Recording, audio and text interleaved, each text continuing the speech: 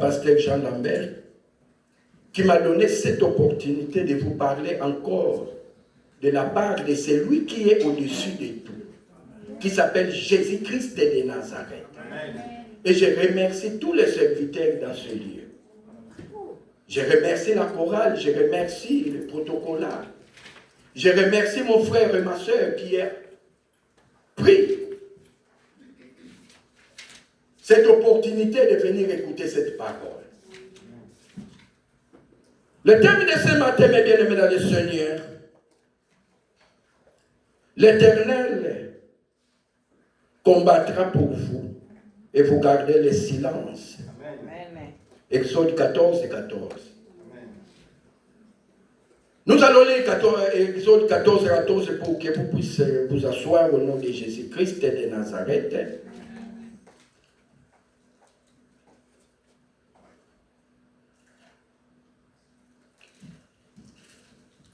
Exode 14 et 14, je lis au nom de Jésus-Christ de Nazareth. L'Éternel combattra pour vous et vous gardez le silence. Amen, amen. Asseyez-vous, mes bien-aimés dans le Seigneur. C'est le thème de ce matin. Vous gardez le silence. Dans les difficultés, vous gardez le silence. Quels que soient les problèmes qui veulent venir sur cette terre des humains, gardez le silence devant l'Éternel. Amen, amen. Nous allons lire un verset dans le nom de Jésus-Christ de Nazareth sur 2 Rois. 2 Rois 6. Je lis à partir du 15 jusqu'à 23. Amen, amen. Le serviteur de l'homme de Dieu s'éleva de bon matin et sortit.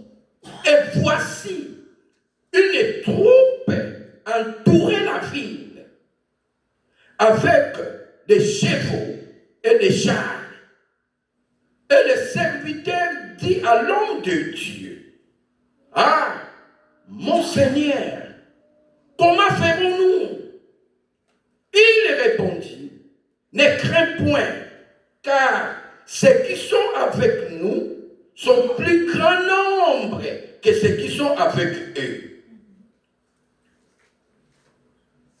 Élisée pria et dit, « L'Éternel ouvre ses yeux pour qu'il voie. » Et l'Éternel ouvrit les yeux du serviteur, qui vit la montagne pleine de chevaux et de chars de feu autour d'Élysée.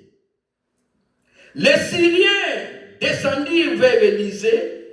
Il adressa alors cette prière à l'Éternel. « Daigne, frappe d'aveuglement cette nation. » Et l'Éternel le frappa d'aveuglement, selon la parole d'Élysée.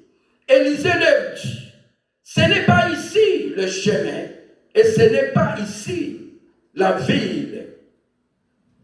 Suivez-moi, et je vous conduirai vers l'homme que vous cherchez. » Et il les conduisit à Samarie. Lorsqu'ils firent entrer dans Samarie, Élisée dit, « Éternel, ouvre les yeux de ces gens, qu'ils voient. » Et l'Éternel ouvrit les yeux. Et ils virent qu'il était au milieu de Samarie.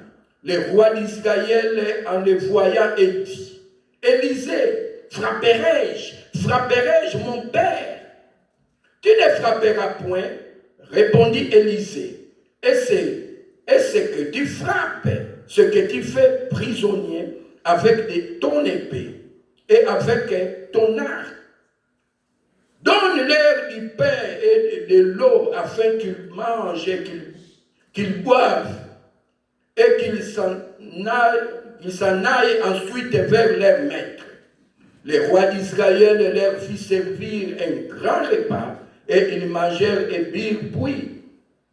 Il les renvoya et ils s'en allèrent vers leur maître. Et les troupes des Syriens ne revirent plus sur le territoire d'Israël. Mais bien aimés dans le Seigneur, qu'il y ait un problème avec les rois. Les rois de Syrie. Les rois de Syrie a été en réunion avec ses conseillers, les conseils des ministres de ce temps-là.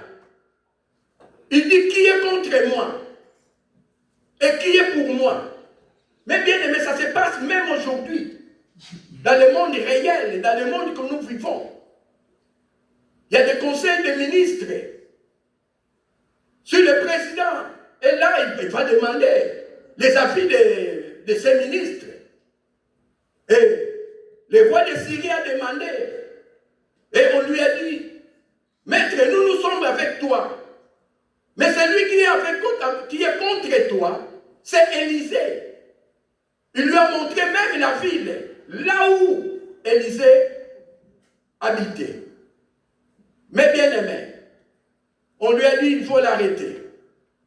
Il dit que même toi, tu es dans ta maison. Ce prophète-là, il sait ce que toi tu fais dans ta chambre à coucher. Il dit, c'est vrai ça, il faut l'arrêter.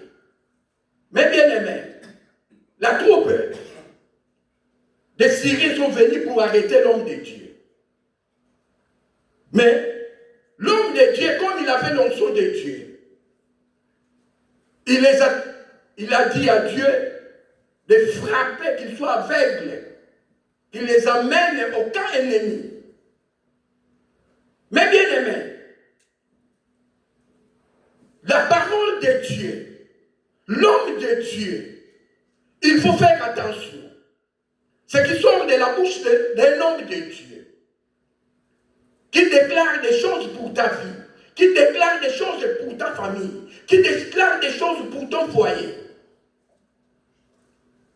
Et l'homme de Dieu a frappé l'aveuglement, ils sont devenus aveugles, il les a amenés aucun ennemi. Mais bien aimé, laisse-moi te dire que tes ennemis, ils seront frappés d'aveuglement. Amen, amen. Je croyais que quelqu'un va dire amen, gloire à Dieu. Amen, amen. Amen, amen. Mais bien aimé, quel que soit ma ennemi na yo, on va kobundisa yo. Na yo muto yambi Yesu. Na yo muto za na alliance na Yesu. Mais bien aimé, Élisée a meni bango. Ti na kaya ba ennemi. Akomi na kaya ba ennemi.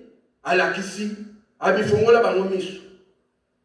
Yo yébité, mais bien aimé, toi qui ne sais pas le garde de corps que Dieu t'a donné, qui marche avec toi, toi qui crains Dieu, tu ne sais pas. Même les serviteurs d'Élisée qui étaient là, il dit qu'on va mourir parce qu'il y avait des troupes entourer la ville pour arrêter qui? Pour arrêter Élisée. Mais ils n'ont pas pu. Toi, tu te crois, non, tu te crois simple, tu dis non. Moi, je ne sais pas, je n'ai rien. Il y a une dame, je vous ai donné cet exemple, cette prédication, je vous ai donné ça mardi passé. Cette dame, une dame aux États-Unis, qui était à prière, en veillée de prière. En veillée de prière, en sortant de l'église. À 4 heures du matin, la prière était finie. Lui, il n'habitait pas loin de l'église. Il dit non, je vais marcher, je vais aller à pied. Mais en marchant, en allant à pied, il a rencontré un monsieur. Et le monsieur le regardait. Elle aussi regardait le monsieur. Ils se sont croisés. En croisant avec le monsieur, ils sont partis. Un bon matin, il entend à la radio, il y a quelqu'un mort dans cette avenue. Il dit quoi? Quelqu'un mort, on a montré le porte-robot de ce monsieur. C'est lui qui connaît ce monsieur qui vient témoigner. Cette dame m'a dit, mais ce monsieur, je l'ai vu ce soir, je l'ai vu ce matin, en rentrant de l'église. Mais bien aimé, il dit, je vais aller témoigner.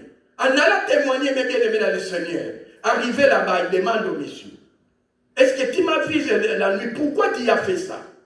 Il a dit, je t'ai vu la nuit. Mais pourquoi pas moi? Pourquoi tu n'as pas fait ça à moi? Parce qu'on s'est vu. Il dit non. Toi qui avais des gardes des corps, je ne peux pas te toucher.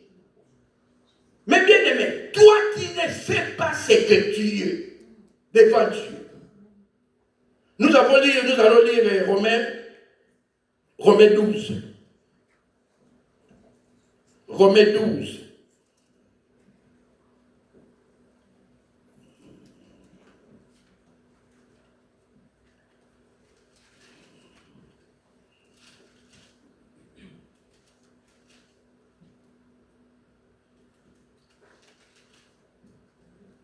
Romains 12 à partir de 19.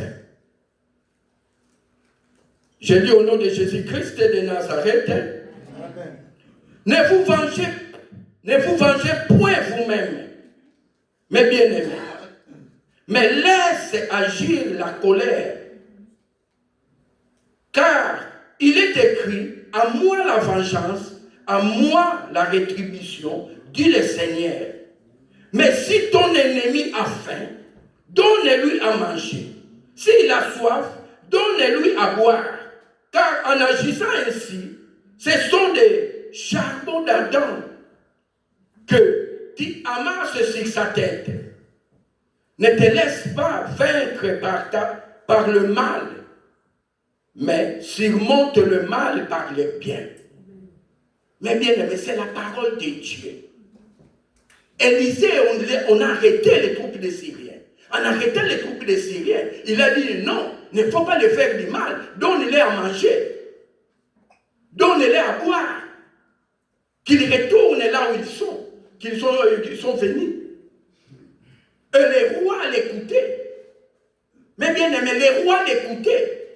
Mais maintenant, dans mon pays, est-ce que les hommes de Dieu ont quand même des valeurs qu'on donnait Élisée ou Élie dans le pays d'Israël? Mais les hommes de Dieu se sont rabaissés plus bas pour suivre quelque chose, pour suivre ce que Ecclésiaste a dit, vanité c'est vanité des vanités. Mais bien aimés, faisons très attention. Dans les cas difficiles, dans les cas de problèmes, laisse Dieu agir dans ta vie. Laisse Dieu conduire tes pas. Amen, amen. Amen. Laisse Dieu conduire tes pas. Ne faut pas faire justice toi-même. Laisse Dieu agir. Laisse Dieu faire. Pour mieux comprendre, mes bien-aimés, on descend encore à Exode. On descend à Exode.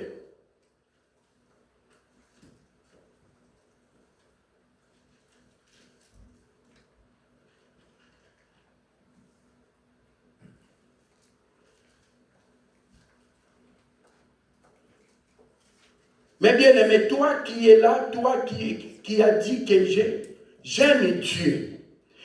Oh non, j'ai tout abandonné pour Dieu. J'ai dit, toi qui as dit que oh non, mon Dieu, je ne peux pas t'abandonner, qu'il pleuve, qu'il neige. Je viendrai, je serai avec toi. Je fais alliance avec toi. Mais bien aimé, ça s'est passé. Il y a beaucoup d'églises au Congo qui n'ont pas fonctionné à cause des choses de ce monde, à cause des football. Ils n'ont pas allé à l'église pour prier. Et il y a un prophète qui s'est énervé, commence à insulter même ces fidèles que Dieu les a donnés. Parce qu'ils ont abandonné Dieu pour aller dans le monde. Amen, amen. Je vais lire ce passage à partir de 12. Exode 14, à partir de 12 jusqu'à 14. Pharaon approchait. Les enfants d'Israël levèrent les yeux, et voici, les Égyptiens étaient en marche derrière eux. Et les enfants d'Israël eurent une grande frayeur et crièrent à l'Éternel. Ils dirent à Moïse, n'y avait-il pas de sépulcre en Égypte, sans qu'il fût besoin de nous mener mourir au désert. Que nous a-t-il fait en nous faisant sortir d'Égypte? N'est-ce pas là ce que nous te disions en Égypte? Laisse-nous servir les Égyptiens, car nous aimons bien servir les Égyptiens que de mourir au désert. Moïse répondit au peuple, ne craignez point, ne craignez rien. Restez en place et regardez la délivrance que l'Éternel va vous accorder en ces jours, car les Égyptiens que vous voyez aujourd'hui, vous ne les verrez plus jamais. L'Éternel combattra pour vous et vous gardez le silence. Mais bien aimés dans le Seigneur, les enfants d'Israël, en sortant de l'Égypte, ils ont sorti. Et en voyant, ils regardent derrière eux, ils voient qui? Ils voient Pharaon est en train de les poursuivre. Il commence à se lamenter. Il commence à parler. Il dit, mais qu'est-ce qui nous arrive? Moïse, on t'a dit de nous laisser. Mais bien aimé, dans la vie réelle, toi qui vis, tu as abandonné tout. Tu as dit, Jésus-Christ, je te reçois dans ma vie comme mon seul Seigneur, mon sauveur personnel. Mais tu ne fais pas abandonner ton passé. Ton passé, tu ne fais pas les abandonner. Le passé que tu as laissé, toi qui es venu en Christ, toi qui es devenu une nouvelle créature, mais tu ne fais pas abandonner ton passé. La sorcellerie, tu ne fais pas abandonner. Tu volais dans des magasins, tu ne fais pas abandonner. Tu ne marchais pas bien avec Dieu, tu ne fais pas abandonner. Tu es venu en Christ. Laisse Dieu lui-même conduire tes pas. Lui-même commence à te façonner, commence à te nettoyer. Mais parce que aussi ce n'est pas facile. Toi qui es venu en Christ, tu dis que la souffrance de ce monde est venue à toi. Tu es devenu souffrant. Même 5 euros, tu n'arrives pas à trouver 5 euros. Même 10 euros, tu n'arrives pas à trouver 10 euros. La souffrance est venue. Mais quand tu commences à penser, ah, tant on a zaki na mokili, na kosa na mbongo te, tant on a zaki na mokili, na kobeta shekula nanga, na zimbongo. Wana baliko tala le passé. Au baliko kanisa le passé. Parce que venir à Dieu, ce n'est pas facile. Mais bien aimé, ce n'est pas facile à tout abandonner. Il y a quelqu'un dans la Bible qui a demandé à Jésus-Christ, nous avons tout abandonné. On a tout abandonné pour te suivre toi. Qu'est-ce que tu vas nous donner? Il y a quelqu'un qui a pris courage. Mais bien aimé, et toi tu as abandonné. Tu as dit, je suis venu en Christ. Mais qui nous m'a dit que tu as dit. Moïse a dit que tu as dit. Makambu ya mabe a dit que tu as dit. Kotonga a dit que tu as dit. Omeni yango na kati église. Omeni yango epai ya ba frère. Otango nga na salaki. Bokomona. Nani akomona? Yo muto ye na Yesu. Yo muto salaki koyiba. Na ba magasin. Oliki kotika koyiba te. Okotuna mes frères oyibi poni non oye moment na biso te, génération na biso. Monde Android il faut comme ça. To futi sabango ba yiba biso. Yo zalaki tango ba yiba ki. Mais bien aimé, c'est que pendant siècle oyo, il y a ba pantalon ya seboye. Biso siècle na biso take ba pantalon awa. Siko ba pantalon ba nani bazalaki ya bien. Ko biso la ta pantalon awa. Na ku jeunesse ba pantalon awa. Au sali en filage ti awa. Même les qui ont munene au che awa. O ya siècle awa il faut On l'a même sous-vêtement. On l'a dit à mon assez. Si comme banani baza bato malam, banani ya malam. Pour biso ozobomba l'unité. Tu casses ton unité. Mais yo ni ko la unité na yo. On le dit pas au serre, on a kobala yo tala pantalon boye pour que yo ndo ke les toilettes. Ou bien vous avez la diarrhée. Mais faisons très attention mes bien-aimés. Na siècle haut aux alliés. Il y a monde Android, il y a monde il y a pomme. On a qu'on y a pomme. Pomme wana appel. Pomme wana appel. Moi nanga moko. Nangola moi na de 20 petites sœurs nanga. Alobi nanga non sombi nanga téléphone. Nga sombi le téléphone oui na weekend sombi le téléphone na tindeli pa ya sœur na biso maman pasteur ma miracle na pesi ya memeli. Mais azoli na ko brancher te. Na bengi azoli ngira ngai papa. Na tuni mais na tini le téléphone pourquoi na dozo ayote? Ah bien noko. Ah wana na dote ki sayango. Ngabi pourquoi? Obiso linga kaka bon. Il faut te lire bon. Ngabi bon, mais bon c'est quoi? Et si kana yebela ki bon ezali nini? Apple. iPhone. Nalobi mwana. Alobi non, biso modi na biso pom il faut tozala nango.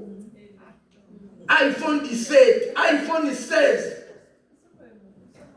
Mais bien aimé, moi mais est-ce que mon tourne est normal? Est-ce que mon tourne est au salon? Oh non, biso non kobino le wana ni. Mais bien aimé, biso zalaka pe na ba téléphone portable zalaka te. Mondele chaque jour a modifié. Mais biso to kangama ka ke sika moko. Mondele to zalaka le boso téléphone portable zalaki te. Ah voilà, pour tout ça, qui a portable été. Tout ça, qui a portable, les années à 100 mètres fixe. À 100 mètres. Au bimina, on se la voiture, libanda, à wana au bimina, on wana yanda. Mundela batala, mundela a outi musika. Pour comme un téléphone au Québec, au Kenya, en France, au Kenya, en Boy, au Kenya, en Boy. Pe mundele, au Congolais, mundele misu. Mundele, tout ça, au compte à la magasin. Moutarolando na simazate. Au côté d'un magasin. Bon, à s'inquiéter, pour qu'on y batte. Mais bazo y baye, mais à qu'on y batte, à donc s'inquiéter. Maintenant, si qu'on y met kaka, côté d'un magasin. Au moins, bazo l'ando na sim. Sans que y ait pas. Au moins, on a mon bazo y en a bien. Alors, caméra totale, moutoupé totale. Mais pas pour qu'il sens c'est bien. Mais pourquoi si koyo siècle oyo, siècle nabiso oyo. Il y a génération oyo. Bah baby ça tout. Au coquin de la pompe essence. Nous on était pompe essence. Ok, au chepele carburant na le fongo de voiture. Au foutaté. Au peke che carburant, che carburant sili au kangi, au ke futana. Na caisse. Mais pas tout bailler, siècle oyeye, sous qu'à ce carburant, à Kangi, à foutu les pétés à démarrer à Kei. À foutu té. Musicien au kilo stino à saler là par mon j'aime beaucoup qui pompe essence. Bazala qui connaît d'essence incroyable. Il n'y avait pas de caméra. Mais dans siècle oyo. Bon, changer ma caméra tout. Et si la caméra est là, qui te caméra est combien? Pour flasher dans Zela, et là qui est de l'autre côté. Au côté de la vitesse au lingi. Mais si koyo, mundele pas joua biso mbongo alobi na kozwa bato mbongo ndenge nini, il faut na tchela kabango, biloko ekenge la kabango. Mundele a modifié. Mais biso, tozo bebisa. Après qu'on va ah mindele wana baza mabe bino nde boza mabe mundela za mabe te mundela ipesi yo confiance a yambi yo na mboka na ye yambi yo na mboka na ye yo olie tika mentalité africaine oyo ozalaki nango omeni yango awa na restaurant olie ndenge bafrite ezali non ozosenga fufu osenga mpe fufu te mundele oza na pilipili te mais bien aimé oke na Hector awa bato bakoma kosombela yango kwanga akoti na Hector na kwanga mais bien aimé frite eza wana lia frite mais mentalité africaine bombeni siko mundele mpe po azwa yo po atire yo akopesa baposa na yo akomotiela bino mpe pilipili okotia pilipili te mundele otuna okotia pilipili te siko okotuna mundele yo oyebi pilipili nini mais yo moko moto oyebisi ye ozobozanake yo moto opesi ye mayele wana po azwa yo mbongo lobi tozalaki na bandeko moko balobi Congo ebandi kosala Congo ebandi kosala il faut batia fufu il faut batia makaya wana ba idée bato biso ba congolais batia fufu batia makaya na vio batia makaya mais bien aimé lobi na yoki amona c'est qui na zongi ndapo na lobi congolais toza unique bovana la bino moleki bango amen amen mais bien aimé bana Israël bakomi na suka bali kotala ndenge basalaki na mokili batali na nsima balobi Moïse omeni biso na désert biso kuna tozali kolia frite tozalaki kolia babiloko ya kitoko baloso tozali kolia nyonso awa omeni biso ntombo oyo ya kobomisa biso mais bien aimé bon batali nsima mais bien aimé toi qui es venu à Jésus-Christ de Nazareth kotala nsima na yo te tala de l'avant. Il y a un athlète là, un Jamaïcain, qui faisait comme ça. Il s'est bon, ça veut dire, botala avant, botala liboso. Abattre les records. Oh, nyonso. Bakar Lewis Batika, mais abattre yango. Mais yon ligi kotala na sima. Nengo zalaki. Nengo zalaki pomba. Nengo zalaki na ba million. Olobi na ye na Yesu. Ba million na zomo na ngo susute. Mbongo ebunginga. Mais bien aimé, il faut passer des airs. Tikanzamba taye yo, tikanzamba bomisa yo, tikanzamba guide yo. Kolingate yo guide nzambe. Tikanzamba sala lolenge na ye na bomo ina yo. Yo te muto kolakisa nzambe ndenge yo lingi.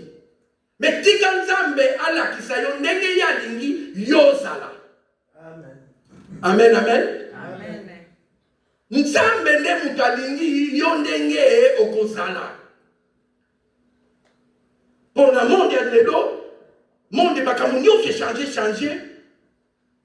Donc moyen ko suivre bango ezate. Mais tout ça na choité. Parce que les générations ils ont même biso na makambo wana. Mais ya koyiba te yo mutoye na Yesu. Ya kindumba te yo mutoye na Yesu. Ya kindoki te yo mutoye na Yesu. Yo chef coutumier oye na Yesu. Tika ki chef coutumier yaka na Yesu. Mobimba na yo yaka na Yesu. Mais olingi ko tika te. Olobio non. Ngai tango nazalaki. Ngai nazalaki kozanga mbongo te. Nazalaki kozanga mbongo te. Tala siko banda na ye na Yesu. Banda na ye na Yesu. Nazozanga même $10. Nazozanga €10. Nazozanga $100. Nzambe nana bandi kosala na bomo ina yo te.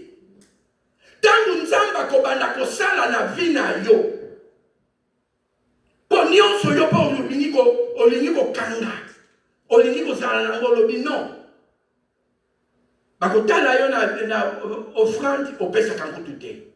Bakotala yo na dimi yango kutute. Bakotala yo na action de grâce olingi ko yo kango te. Mais ndenge nini nzamba kosala na bomoi na yo? Ndenge nini nzamba ko utiliser yo? Ndenge nini nzamba ko pesa yo? Ye moko alobi donner et il vous sera donné. Mais yo lingi ko pesa te. Olingi kaka nzambe apesa yo. Tala ilo kwa mutuya. Oyo ko sala nango. Olobi nzambe. Nazale eloko mosusu ya kopesa te. Tala eloko na monani nango yango. Nakofuta loyer. Mais bien aimé, quand il a l'assemblée, awa mutu atelema ki alobi non. Moi oyo ngamu nakofuta loyer. Moi oyo kosimba te ngamu nakofuta loyer. Nakati assemblée bazali awa. Nakati assemblée. Ba mama wana baza wapi, ba papa wana baza wapi. Toza na biso awa. Amen, amen. Amen. Mais bien aimé, yo lingi te nzamba sala.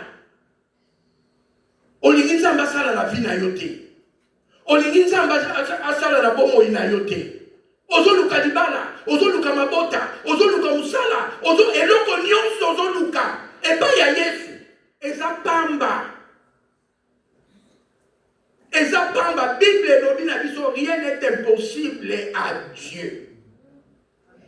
Alors, rien. Et l'autre côté, oh, c'est impossible. Na Yesu. Tout est possible. Yo zala na kondima. Olobi non. Ngai. Moi, oh, eza ya ngai. Je vais payer ce loyer. Eza ya ngai. Libambo liwana. Okozwa yango. Oyo luka tant des années. Okozwa yango. Musala olukaka. Okozwa yango gratuitement. Kotala le passé na yo te. Tala le présent et le futur na yo. Le futur na yo eza na maboko na yo. Le présent na yo eza na maboko na yo. Lokolo sali alliance na Yesu. Po Yesu basalaka na alliance pamba te. Yesu atikalaka na nyongo mutu te. Nyo iposa la Yesu chantage akotika la jamais na nyongo na yo. Soko ye na ye. Omipesi mobimba. Olobi église bandaka 9h. Yoze la biso 11h. Église bandaka 9h. Yoze la biso 10h. Présence, nzambe asi asalaki présence na ye. Asi asalaki misi liste na ye appel. Abali kosala bapel na 9h. Parce que biso nde bati topesaki nzambe promesse que na 9h tokozala awa. Na 9h ye pa ye. Suka kuti yo ozate. Siko lipamboli amemelaki yo. Parfois c'est dans l'air d'adoration. Tant que tozo yemba, lipamboli amemelaki po apesa yo gratuitement. Yo zate. Yesu akomi kotourne, aluka yo. Azoluka yo na kati ya sala, amoni yo te. Alobi aza wapi. Aza wapi na pambola ye.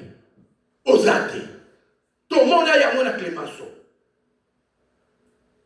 Yesu abani ko utiliser mosali na ye. Le pasteur Jean Lambert. Atuni. Zambe alobi aza pesa mwana na mutu moko. Aza wapi mama wana. Oh azate. Bon, nani alingine azwa yango. Mais bien aimé. Ba o ba tombola ki maboko ngai. Ezalaki mbala moko te. Ezalaki mbala moko te. Mwana bomona ka digili awa. Abima na yango. Ayaka pe na église awa. Digili. Nzambe mutaba alobi nani alinga zwa mwana. Mama ni abinise Juliette alobi ngai na kozwa mwana. Na dingina zwa mwana wana. Abizwa mwana wana. Mais bien aimé, faisons très attention. Na oye kobima na musala na nzambe. Na oye maloba musala nzambe azo déclarer pona yo. Amen, amen. Mais bien aimé, périfier bien pour périfier tout. Awa tozalaki na bikolo nyonso.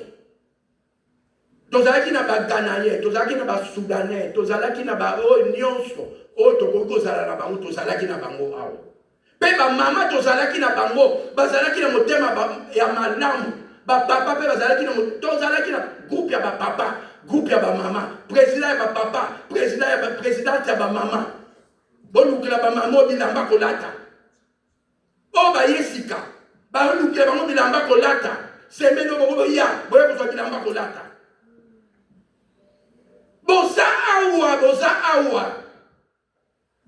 Rien n'est impossible. Na yo mutondimela Yesu. Kotala le passé na yo te. Le passé na yo ezalaki mobulu. Le passé na yo ezalaki na ba problème. Le passé na yo ezalaki na ba turbulence. Mais epai ya Yesu, il n'y a pas de turbulence. Amen, amen. Epai ya Yesu, il n'y a pas de turbulence. Epai ya Yesu, ko ya na betenio so yango moko. Oko sa le forte. Oh, ça l'effort. Mais bien aimé, l'anda mibeko ya Yesu. Yesu alobi nini? Et Bible lobi na biso, na Isaïe 43, 26. Réveille ma mémoire, plaidons ensemble. Plaide toi-même, justifie-toi. Na nino sala ke pa ya Yesu. Verset wana soko yo kango soni po yebi yo sala ke lokote.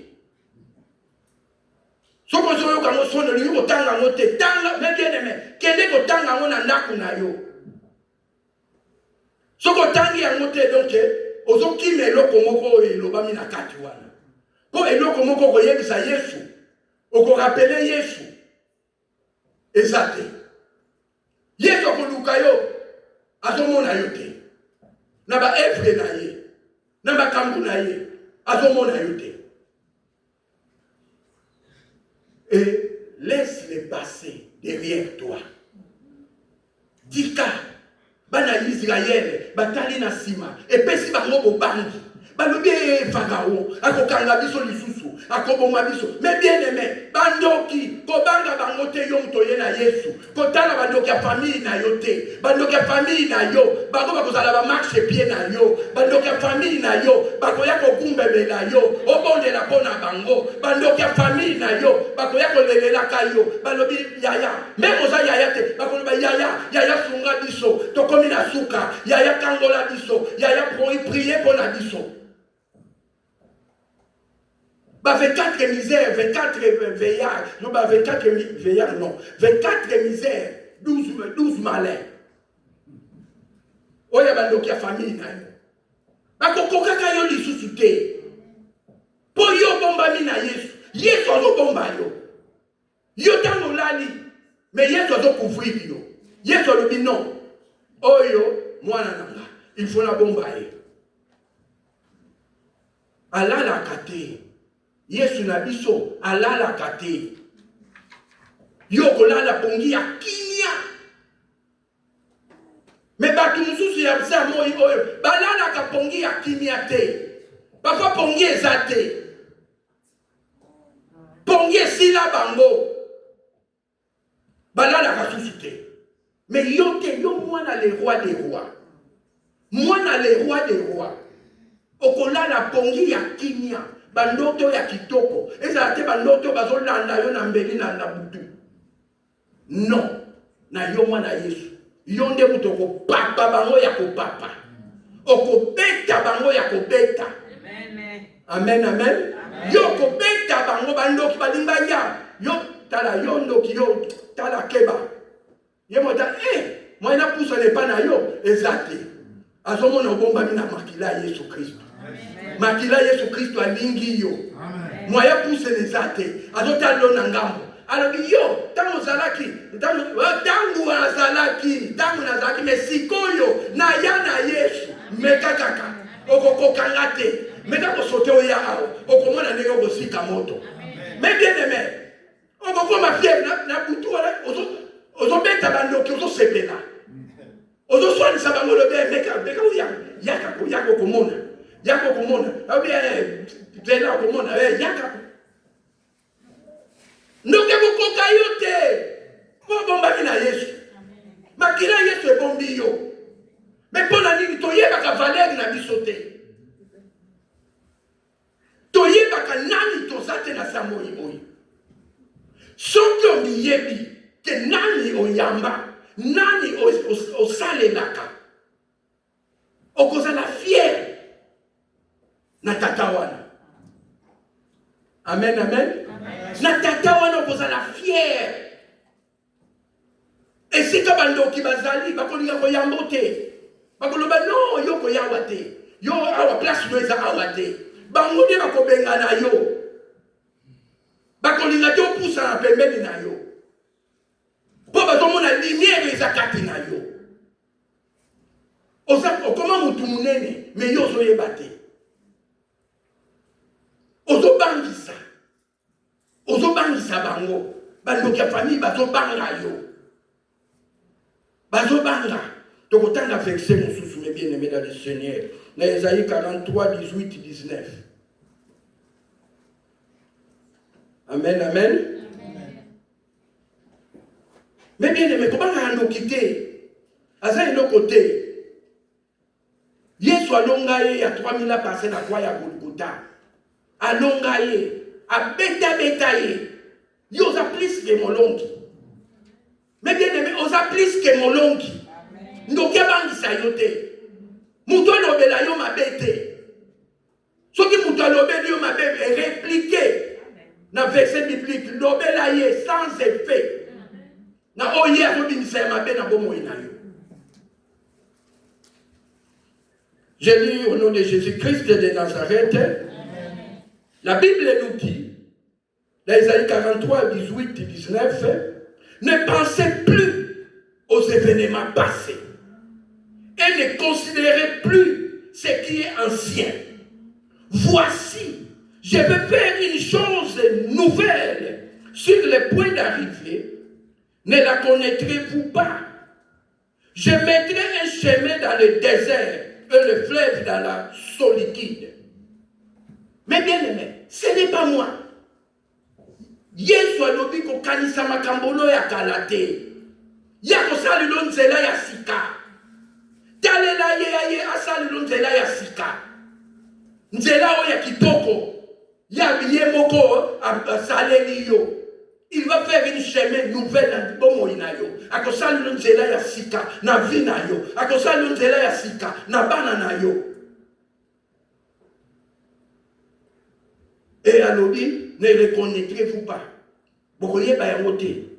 Mais bien aimé, ne considérez plus ce qui est ancien. Oh, nyonso ya kala, nengo zalaka na kala. O considérant no susute na vina yo. Kotalela yango li susute. Kolobaka susute o non, tango nga na zalaki. Tango zalaki tango wana yo ya na Yesu. Tu es devenu une nouvelle créature de Dieu. Dans 2 Corinthiens 5, 17, tu es devenu une nouvelle créature de Dieu. Oza mutu ya sika na Yesu. Yesu ye moko mutu akobomba yo. Yesu ye moko mutu akobatela yo. Yesu ye moko akosala na bomoi na yo. Soko taleli ye. Soko pesi ye nyonso ya yo. Opesi ye mobimba na yo.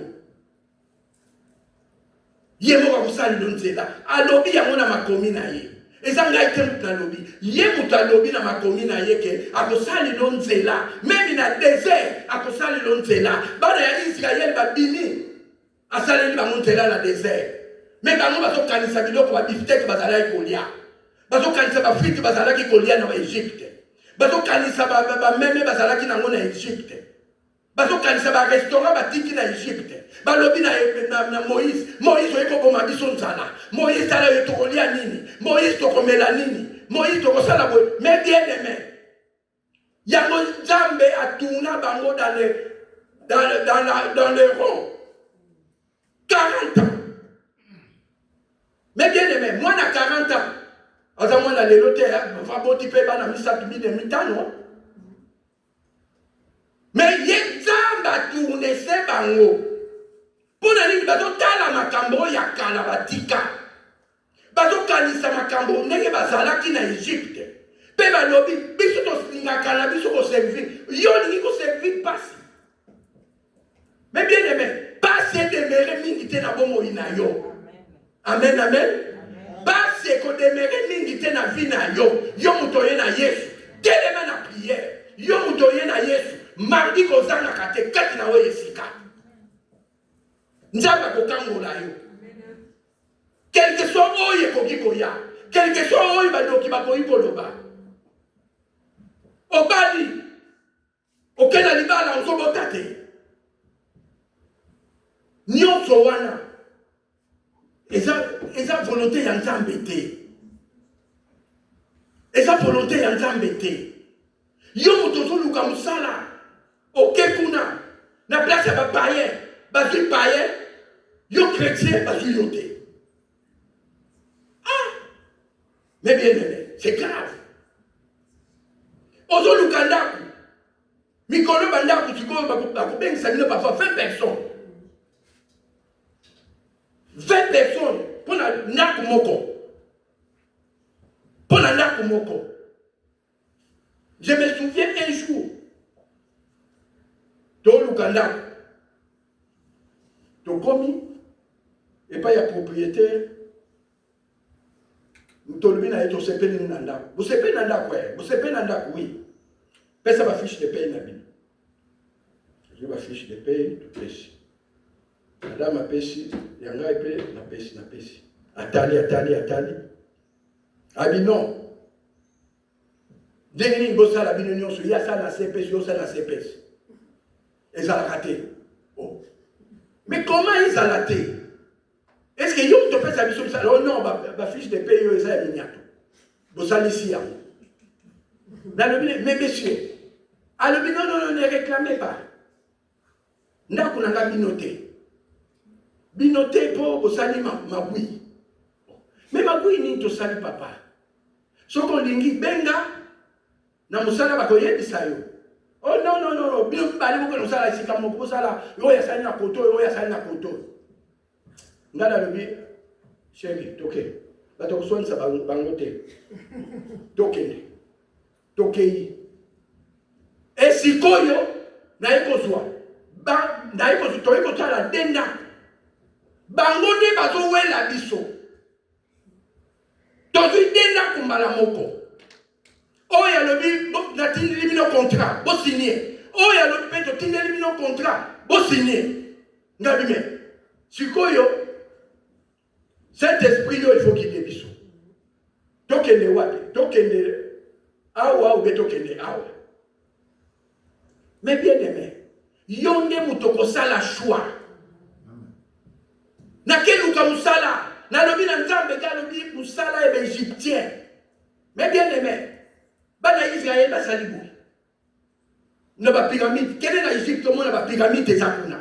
Ba pyramide wana ba Égypte ba Israël yamote ba Israël ba zakolo ba malamba ke ko servir bango balamba zonga na bango na boumbu mais bien aimé ko zonga na boumbu te amen oko zonga na boumbu te oya kindoki oya balia ya famille oko zonga te yo mto ye na Yesu amen yo ye na Yesu boumbu eza ne sikamo côté yo mto ye na Yesu ozotalela Yesu. Mais bien aimé, mais bango balingi na bango basala na kiboumbu. Balingi basala na bango na boumbu. Tozala na biso, tolingi na biso, tozala kuna tonio kwa maka. Babete ka biso fimbo. Mais bien aimé, wana envoûtement moko incroyable.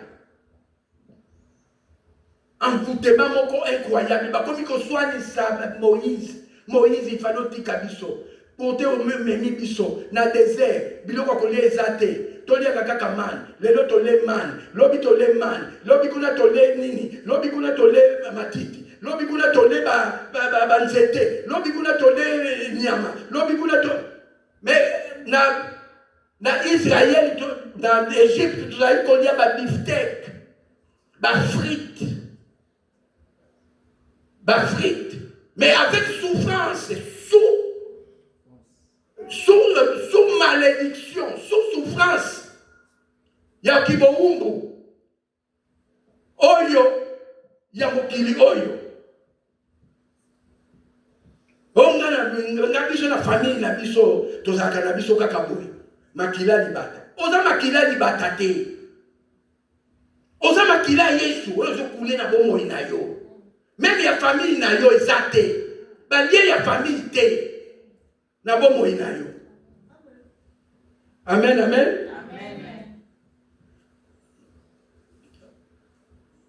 Totangi Luc 18.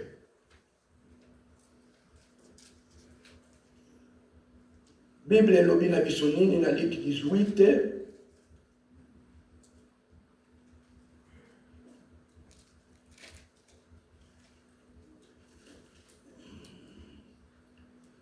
Luc 18, à partir de 27. Je lis au nom de Jésus-Christ de Nazareth. Amen. Jésus répondit, ce qui est impossible aux hommes est possible à Dieu. Amen, amen. Amen. Et Pierre dit alors, voici, nous avons tout quitté pour nous et nous t'avons suivi.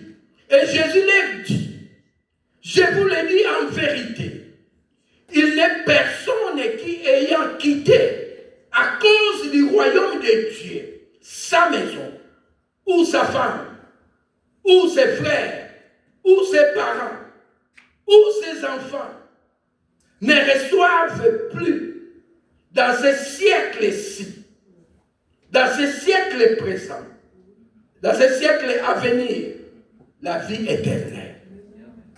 Et, mes bien-aimés, oh, il promesse nini nzamba alobi na biso. Alobi na biso. Soko kite libota na yo, okite nyonso ya yo, na siècle oyo, na siècle oyo ekoya. Mais bien aimé, oza mutu mukwako. Amen, amen. Oza mutu munene, na siècle oyo, ye moko alobi na siècle oyo, po babendeli Yesu kule. Balobi ne tala vanda mwana mai. Po tozolanda yo. Tozolanda yo ebisa biso. Totiki nyonso. Tosalela yo. Ngai pe un jour nakotuna Yesu. Yo pe neko un jour okotuna Yesu. Nalandi yo, nazolanda yo ti lelo. Alobi na biso, apesi yo santé gratuitement. Apesi yo pe mabomoi gratuitement. Apesi yo nyonso gratuitement. Mais bien aimé, quel est autant dans l'hôpital? Parfois, bato mosusu bagène, mais baza na hôpital. Bazoluka pe mabomoi. Bazoluka pe baza na babomboni. Basali ba AVC. Bazotambola te. Quel dans l'hôpital, il est là. Mais t'as tout. Mais bien aimé. Mais yo sawana. Osa la santé. Parce qu'on a plus âgé que bateau basakuna na hôpital. Nga na moni lobby na kelaki hôpital lobby na moni ba jeune. Mais basali ba AVC. Bazotambola bien te. Mais ngai mutu na nzamba pesi ngai pema. Nzamba pesi ngai nzoto lai. Contre yali. Soko lobi tokende même ti na France tokende ti na France na makolo. Nzoto emakasi. Muto bani sa muninga te. Bino siècle oyo bokobani sa ngai te. Nga naza mwana 1900. Yo mwana 2000. Okobani sa nonga te. Nga naza mwana 1900. Tata moko alobaka politicien moko kala. Alobi tala. Muto bani sa muninga azate. Leo wana biso nyonso bana 1900. Alobi biso nyonso toza bana 1900. Muto bani sa muninga azate. Ngai pe nalobi na bino, même bino bana 2000. Nga naza mwana 1900. Kobani sa nonga te. Nga naza na Yesu. Yesu ye moko apesi nga santé oyo. Ye moko azako conduire bana nga. Ye moko azotambisa bomoi na nga. Ala musinga na tongo santé la ilai. Mais alobi na bino ata na France tokokende. Na makolo. Toko tambola. Mais bien aimé, mutu moko na Bible alobaki bapesa ki na 45 ans. Ngomba mata. Alobi, na azonga na komi. Après 40 ans, na komatango. Contre Yali. Mais bien aimé. Ça n'a pas sport. Mais on a la sport. Batala kape cardio na yo. Amen. Ngana na Sylvain ya kango. Na Sylvain, mais bien aimé. Yo mona 2000, nga mona 1900. Toza kokende. Tozo continuer. Mbili na Yesu. Ngana zana Yesu. Na yebite yo zana nani. Mais ngana zana Yesu. Yesu azopesa nga konzo. Azopesa nga konzo na continuer ko sale na ye. Azopesa nga konzo na continuer ko témoigner ye. Azopesa nga konzo na continuer ko élever kombo na ye. Azopesa nga makasi na continuer ko sale na ye. Esengo nini na zana mote. Na kuti batu, ba jeune garçon, ba sali ba AVC. Ngana sali AVC te. Musika nanga. Musika nanga. Santé la ilai. Nzoto makasi. Nzamba to batelanga. Nzamba to batelanga. Azopesa nga pe mabomoy. Pourquoi na kumisete? Pourquoi na élevé kombo na yete? Na zana muta ko élevé te. Na to ko élevé ka kombo a Yesu. Na za ko élevé ka kombo a Yesu. Mais bien aimé. Vous avez la distraction. Ne sois pas dans la distraction. Moutoua ko sayote. Moutoua bang sayote. Bana 2000 babang sayote. Même yosa mwana 1900. Mais babang sauté. Osana santé à Yesu. Santé à Yesu. Yesu est mon kwazo guidé yo. Tout le monde a ba gêne. Tout le monde a ba gêne. Tout le monde a bana. Ba papa ba so kunda bana. Or ce n'est pas ça. Bana il faut pas kunda biso. Mais le monde y a l'élo. Parce qu'ils ont que les mal ou trop. Bolingi monde Android, bolingi monde Apple, iPhone, bolingi vie à presser, bolingi pressé, bolingi lelo, olia lelo, olamba lelo, osalanyo so lelo, makamunyo so lelo. Mais bien aimé, banganzambe, yo mutoza kati na we sika banganzambe, nzamba lobi ye moko. A justifier yo. Yemo kwa tambusa yo. Amen. Ozalaki moyibi, tika moyibi. Ozalaki kosala kindumba, ozalaki na ba vitrine biso to yebite. Ngayo ko bombela nonga na yebite. Mais Yesu ba bombela ka yete. Yesu ko bomba mana yete. Olingo sala kindumba, azotala yo. Olingo yiba, azotala yo. Mais tant qu'on frapper, mais bien aimé, le karma existe. Banga yango. Et frappé yote. Banga karma wana. Et frappé yote. Banga kokene ko yiba na magasin. Na lobaki na bino mardi biso to koli awa to mona. Batu na matonge wana. Soko lingi valise ya Congo. Bako yebisa yo. Olingi valise ya Congo. Olingi valise ya Congo yebo sa panda. Ba peso 5 minutes.